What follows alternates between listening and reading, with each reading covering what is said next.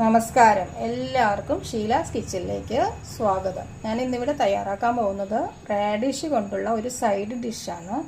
ഇതിന് വേണ്ട സാധനങ്ങൾ എന്തെല്ലാമെന്ന് നോക്കാം. ഞാനിവിടെ ഒരു മീഡിയം സൈസ് റാഡിഷ് എടുത്തിട്ടുണ്ട്.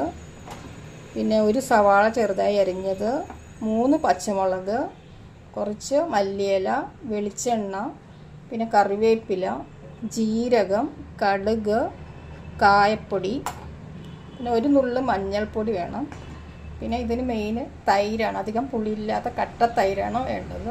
പിന്നെ ആവശ്യത്തിന് ഉപ്പ്. നമുക്ക് തുടങ്ങാം. നമുക്ക് ആദ്യമേ ഈ റാഡിഷ് ഒന്ന് ഗ്രേറ്റ് ചെയ്തെടുക്കാം. നന്നായിട്ട് ക്ലീൻ ചെയ്തിട്ടുണ്ട്.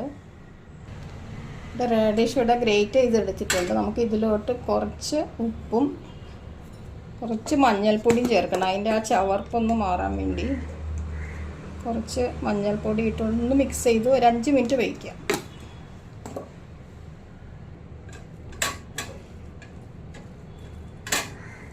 അപ്പോൾ അതിൻ്റെ ആ ചവർപ്പൊക്കെ ഒന്ന് മാറിക്കിട്ടും. നമുക്ക് മാറ്റി വയ്ക്കാം. ഒരു മിക്സി ബൗൾ എടുത്തിട്ട് അതിലിട്ട് നമുക്ക് പച്ചമുളക്, ഈ മല്ലിയില,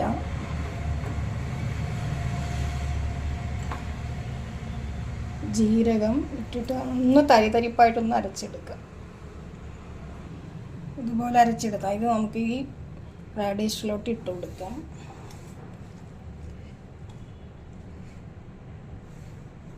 നന്നായിട്ടൊന്ന് മിക്സ് ചെയ്യും.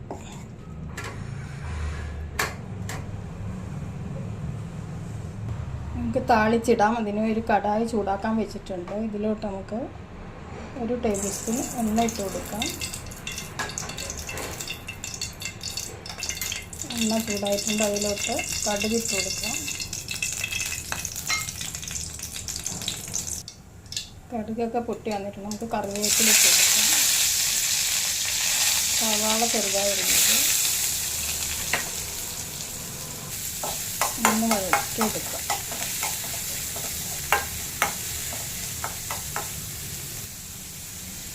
ഇതിലോട്ട് നമുക്ക് റാഡിഷും ചേർത്ത് കൊടുത്ത് ഒന്ന് വേവിച്ചെടുക്കാം.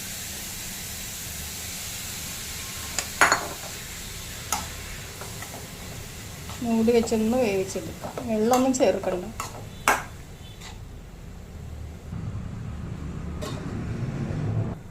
നമുക്കൊന്ന് തുറന്ന് നോക്കാം.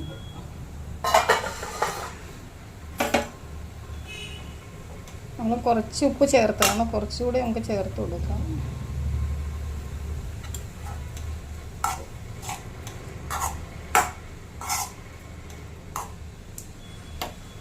കുറച്ച് കായപ്പൊടിയും ചേർക്കാം.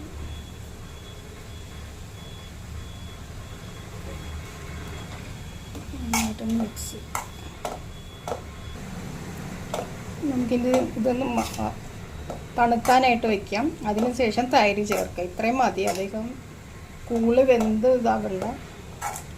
ഗ്യാസ് ഓഫ് ചെയ്യാം. ഇത് തണുത്തതിന് ശേഷം നമുക്ക് തൈര് ചേർത്ത് കൊടുക്കാം. നമ്മുടെ റാഡിഷ് തണുത്തിട്ടുണ്ട്. നമുക്കിനി ഇതിലോട്ട് തൈര് ചേർത്ത് കൊടുക്കാം. ആവശ്യത്തിന് മതി. അധികം ലൂസുമല്ല, അതോ അധികം കട്ടിയില്ലാത്ത കറിയാണിത്. ആവശ്യത്തിന് നമുക്ക് ചേർത്ത് കൊടുക്കാം.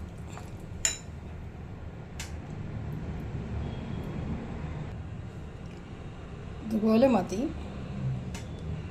നല്ല സൈഡ് ഡിഷാണിത്.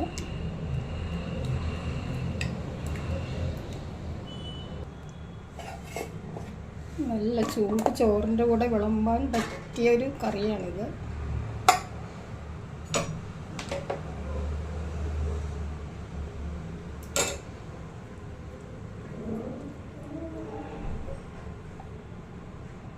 ഇഷ്ടപ്പെട്ടെങ്കിൽ നിങ്ങളെല്ലാവരും ഒന്ന് ട്രൈ ചെയ്ത് നോക്കണം. വീഡിയോ ഇഷ്ടപ്പെട്ടെങ്കിൽ ലൈക്ക്, ഷെയർ, സബ്സ്ക്രൈബ് ചെയ്യുക. Thanks for watching.